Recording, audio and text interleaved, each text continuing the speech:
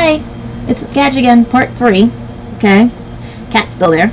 Well, there. Well, whichever way this thing works. Oh, he's getting up. Alright, let's see. Yeah, that way. That's how it goes. Okay. Well, basically, like I said before, like, it's going to be interesting because I don't want YouTube to screw this up. So that's why I'm doing them in pieces. Part 3 is basically, we're up to where I said, like, in 6th grade I was diagnosed with dyslexia. I had been, a year before, reading a book called Do Bananas Chew Gum, the original version, not this PC'd version that they have out now and everything, which I wish to God my mother never gave out that book because I love that book and everything. It was about a child that couldn't understand, like, certain things, stuff and all that. And when they diagnosed me with dyslexia, I brought the book out and my mother goes, "You're too damn smart for your own damn good." So that's basically what it is that I am too smart for my own damn good. And it really is interesting on stuff and all that, because if I wasn't this smart, I think that's why, how do I put it, I could survive a manic mother and a military type father and everything. And basically, like I said, it comes from my childhood because I could put things together with pieces missing, and well, that's how I got my nickname. I'm actually named after from the guys in high school, which I'll get to later, but they named me Gadget from the Rescue Rangers because she could put things back together without things and basically get it still working and have pieces missing. And she was also sheltered, raised by her dad. Technically, my dad did raise me because that's the only influence, plus my uncle, plus my Aunt Millie and everything, the strong influence I had growing up to things and stuff. I mean, there are things I can do that I used to get yelled at because basically it said, "What's that going to do for your life?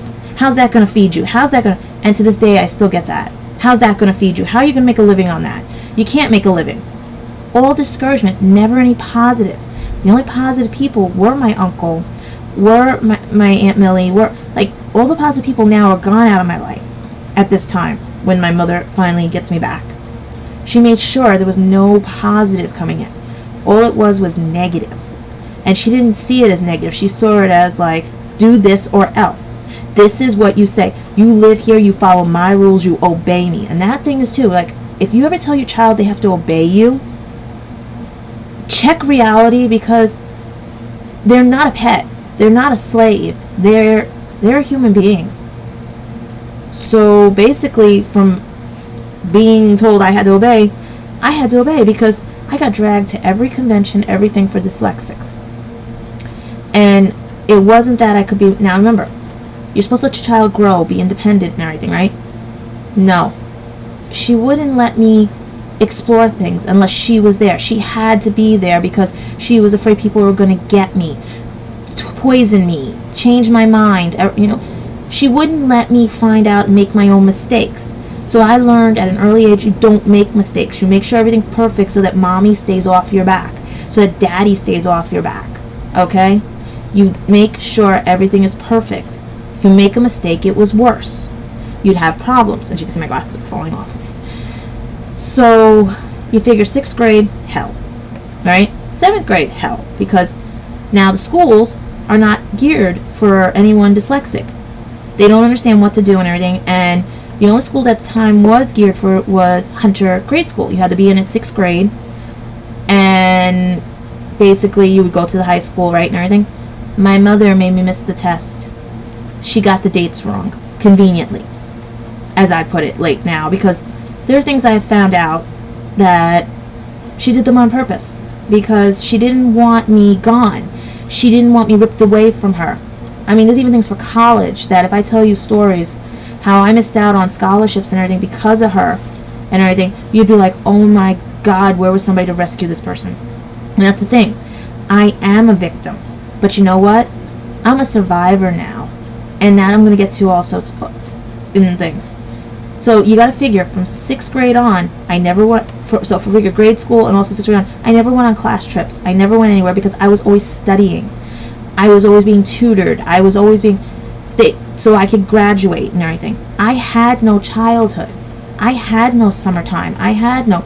Well, scratch one part of that. I did in August, the whole month of August, go out to my Nana's. That was the only time, but it was still isolated. There were no other kids my age. I still had to study. I was not allowed to go play unless I studied. And forget it. It was like, what's the point? There was no childhood. There was no playtime. All I kept doing was studying. Studying. But I also was getting bullied and belittled by people in school because they couldn't stand my mother. Teachers couldn't stand me. They didn't know what to do with me. And you know how frustrating that is? Plus, to have also diagnosed at 13 years old, okay, because this leads into high school, that your knee is messed up for some reason. Some reason it's the knee of a 60-year-old at 13 years old. Wouldn't that be a red flag to somebody saying that, why is her knee this way? That's where we get into things about stuff. My mother would not take me to the doctor. My mother would wait till I was really, really sick or throwing up. Or basically like, because I never looked sick. Okay, I always looked healthy. I went to school. I kept telling them I don't feel good, don't feel good. I threw up on the teacher's shoes. Because literally they did not realize I was sick and everything. I had to go to school. That was my only escape. I had to go to school. My mother couldn't handle us. To hear that your own mother couldn't handle you. I'm not an animal. You can't handle. It's called take care of your child. But she couldn't do it. And nobody knew what manic was back then and everything. So you figure all this stuff is going on and everything. Nobody knows what the hell's wrong with me. I was going through MRIs, all this stuff. Had to be put in a brace from age 13 to the age of 16 years old, and even questioned in high school about why I'm put into a brace, why I have to. All my life, this is what people have been doing to me, questioning me. Why this, why that, why can't you be this, why can't you? Don't question me. Learn from me. Ask me. If I don't fit your standards, oh well. There's a reason. I'm an individual. I'm not you. Get to know me. Like I said, I have friends for over 20 years who got to know me and said, boy, people peg you wrong. Because everybody wants that one viewpoint in their mind of people. And they don't realize when someone doesn't fit the mold, that person's worth looking a second look at. Worth getting to know. You know? So you figure, I survived 8 years of hell in grade school, dealing with all this and everything. To the point where right before graduation, I was egged. One of my classmates threw a raw egg at my head. I was covered in egg yolk and everything. So you see how well appreciated I was by people. Why I don't trust people very much. Okay? Basically, high school was no different. Because it was a constant battle to even pick a high school, because it was where my mother wanted me to go. Her alma mater is Spelman High School. I did not want to go there. I didn't want to go to Ursula. I didn't want to go to Aquinas. Because they were trying to find a school for dyslexics. I wanted to break away. I was 13 going into high school because I'm younger than I'm supposed to be. Okay? Because of my birthday. And I basically had to fight. I was in tears in a car in Finest Now to Stop and Shop's parking lot saying, I want to go to Sacred Heart High School. Because I was not going where my family went. I was not going where the bullies were. I wanted a change and individuality. But the problem was thanks to all the medicines I was on, the steroids and everything for my knee, I was about 300, 400 pounds, which I am not showing those pictures. Okay? So Matt and Mom giving me home haircuts where, I'll give you a good example. Forget this part. Try looking like this. Look this. No hair. Your freshman year at 300 and something pounds. Okay? Yeah, I was not liked. And then you meet up with old friends and everything. Actually met up with my best friend from kindergarten, who did not even recognize me because of everything, but recognized my sister, the baby, he called her. Everything. And then had to be picked on by girls because I could talk to him because he was the heartthrob of the school. He's married now in California. But because he was my friend, they all got jealous and took it out on me. So I was left at the outcast table and everything. And I'm looking at the time now. All I could briefly say is that part 4, I'll talk about my high school years in just because basically everything's going to repeat over each other, because if I don't explain everything the way it is now, like the way I'm doing now, it's going to be like, oh, we don't get it.